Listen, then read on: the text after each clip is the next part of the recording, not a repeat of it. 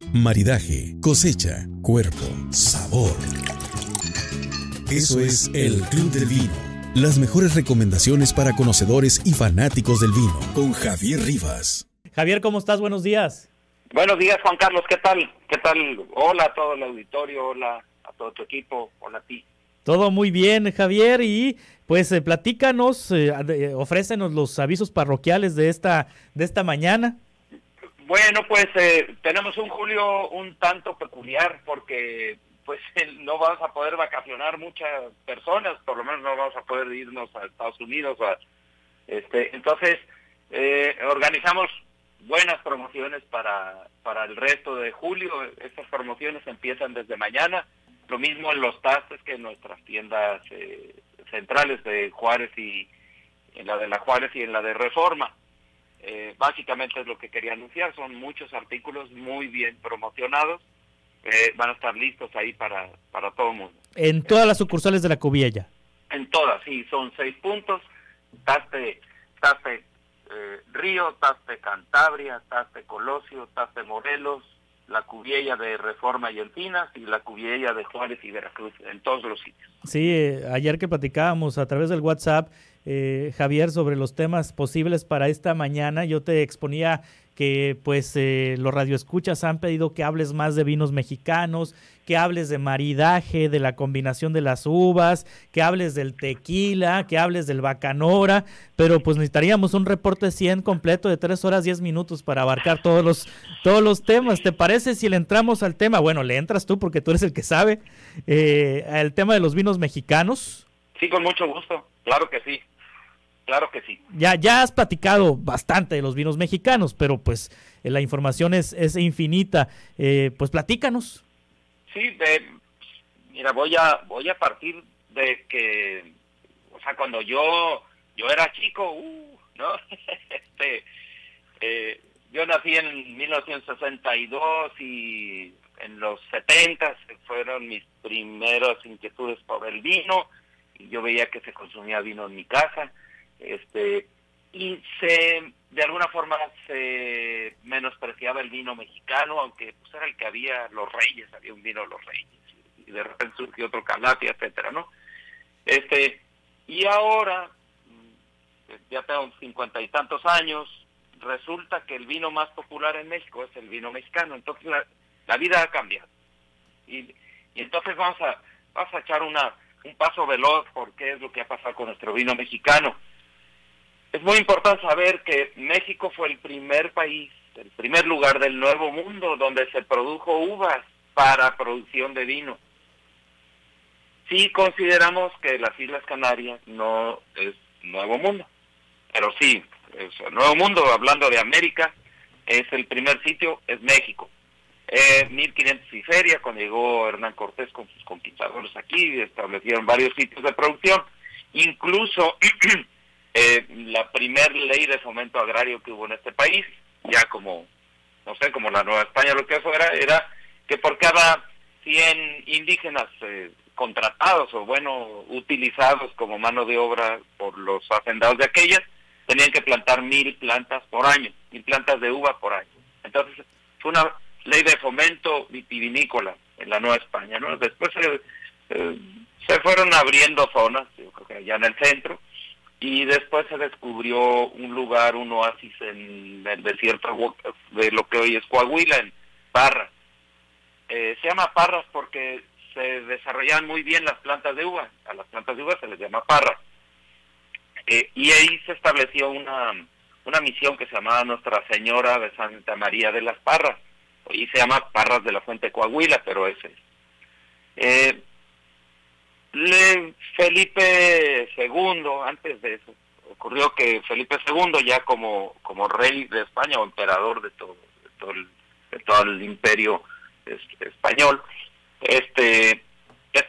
metió una ley que prohibía producir vino en toda América, en todo el continente, en todas sus colonias se prohibía producir vino porque así le daba juego a los productores de allá de España. Solamente se les permitía a los misioneros porque llegaron a sitios muy remotos y por eso sobrevivió las uvas de Parras. La verdad es que nadie quería ir a Parras, igual que a la Alta California. Por allá se fueron los misioneros franciscanos. Fray Junípero Serra es el padre de la viticultura en California. Este es un dato muy importante, que era parte de la Nueva España. Eso fue en el siglo XVIII, por ahí. Después los jesuitas y franciscanos fundaron misiones en la Baja California. 1880, la misión de Santo Tomás de Aquino, que ahora es Bodegas de Santo Tomás, fue fundada por ellos. Y después, ya a principios del siglo XX, llegaron, ya estamos hablando de la Baja California, concretamente Ensenada y sus alrededores. Llegaron los rusos molocanes, que eran prozaristas, ¿no? Eran religiosos, católicos, ortodoxos seguramente, y ellos se establecieron alrededor de la misión de Nuestra Señora de Guadalupe, lo que ahora se conoce, toda la comarca es el Valle de Guadalupe. Entonces, entre los rusos y los jesuitas fueron los primeros que fomentaron la viticultura ahí.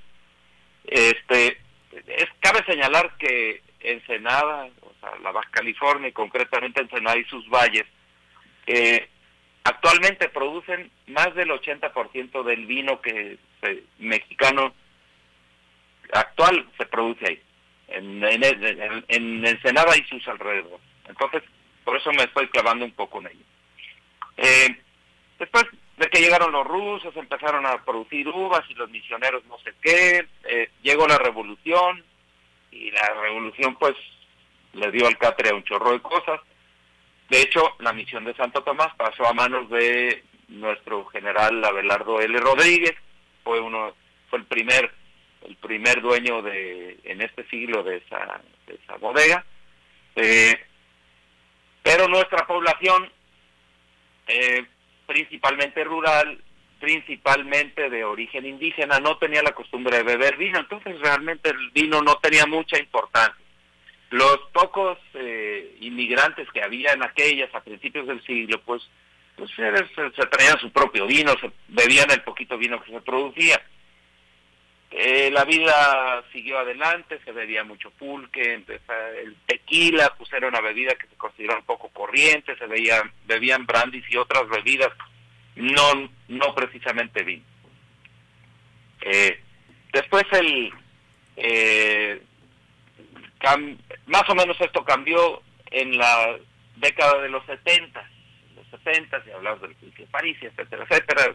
La Cheto y Domecq eran los que encabezaban, y siguen encabezando, la lista de los productores de vino. Había unos vinos Hidalgo en el estado de Querétaro, Casa Madero producía un poco de vino allá en Parras, Coahuila. En fin, había vinícolas en diferentes sitios, pero el principal motivo de producción de vino era la elaboración de brandy, que era muy popular. Finalmente, en los 80 empezó, ya hablamos un poco de la historia de Montechanic, que fue los primeros que establecieron en miras de la calidad del vino, allá en el Valle de Guadalupe, en los 80, 1987. Y a raíz de eso, un poquito antes o alrededor de esos años, se empezaron a subir de nivel la calidad de los vinos mexicanos. Y el Valle de Guadalupe empezó a tomar relevancia. Es un sitio muy padre, de clima padre, de muchas actividades, etcétera, y se estableció lo que se le llama la ruta del vino. Esa ruta es así como el parteaguas o la piedra angular para haberse desarrollado todo nuestro amor por el vino mexicano. Se establecieron ahí hoteles rurales, bed and breakfast, cosas padrísimas, porque eran atención de lujo, con mucho vino, mucha comida buenísima, en medio de un ambiente rural. Además, tiene una peculiaridad el Valle de Guadalupe, quien haya visitado, vemos un ejido, vemos pueblos pequeños con todo lo que vemos, sin basura, es increíble, es ultra limpio, está muy bien hecho. Bueno, en este nuevo siglo, ya en el siglo XXI, el vino mexicano se afianzó como vino de calidad. Ya hemos hablado del vino de piedra también, que en 1997 logró catapultarse como el gran fenómeno de vino mexicano. nadie lo podía creer, un vino de esa calidad, hecho en México, el Dueto de Santo Tomás también, y empezaron a surgir pequeñas vinícolas, pequeñas y medianas vinícolas, está Chateau Camus, por ejemplo, ¿no?, que surgió en aquella. En fin, hasta ahí el vino mexicano sí era apreciado, pero también era menospreciado. Más o menos en el 2010 fue cuando el vino mexicano tomó relevancia, no sé por qué, no me puedo acordar, no puedo atar ninguna conjetura, pero el vino mexicano empezó a ser muy deseado. Empezó a principios del siglo, en realidad. Casa Madero retomó su senda de producir vino de calidad y empezó a ganar premios, y empezó a ofrecernos algo diferente, porque los vinos del Valle de Guadalupe tienen unas características, y los vinos de Parras otras, y los de Querétaro otras, y los de Zacatecas otras. Entonces empezamos a tener vinos de calidad por diferentes puntos de nuestra geografía. La cosa es de que ya para el 2010 se establecieron en el Valle de Guadalupe complejos así como turísticos, como Cuatro Cuatros, Encuentro Guadalupe, que parece unas pequeñas casitas desparramadas por el cerro. El Cuatro Cuatros son unas tiendas de campaña de lujo rodeadas de viñedos.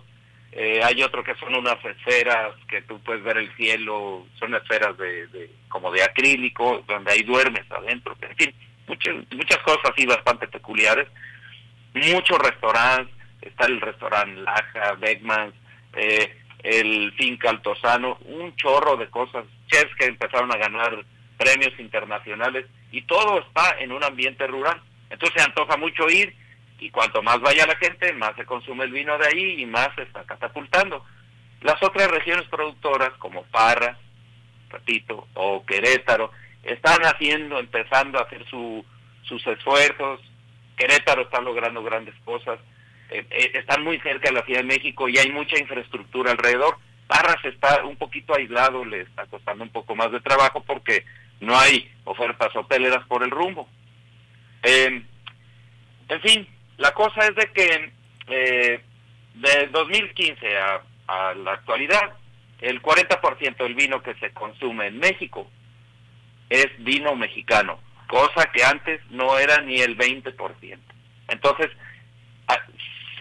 además de que se está consumiendo bastante más vino que a principios de siglo, ahorita se está consumiendo más vino y más vino mexicano, concretamente.